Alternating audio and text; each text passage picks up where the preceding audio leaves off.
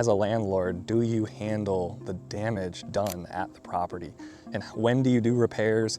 And when can you use the security deposit instead of your own money? So one major note before we get started, you cannot use a tenant's security deposit for anything before they move out of the property and the lease has been completed. Just because that tenant is liable for that repair, you can't dip into that. You cannot dip into that security deposit and simply use it to pay that vendor and move on. That is illegal and it is not your money to touch, and you need to talk with a tenant on getting them to pay you back even when they are liable before touching that security deposit ever. If the tenant is still on an active lease, let's go over how to handle damage and how to get the vendor paid and when to get paid back by the tenant. A good example of this is I'm actually going through this right now at a property. We have a tenant that has flushed feminine products down the drain along with wet wipes and other things that are abnormal to flush down a drain.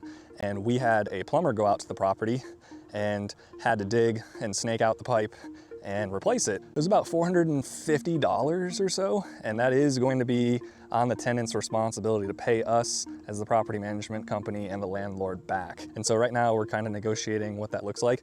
Worst case scenario, we're gonna get that money back when that tenant moves out. And because they broke the lease, we can make that decision to have them exit early.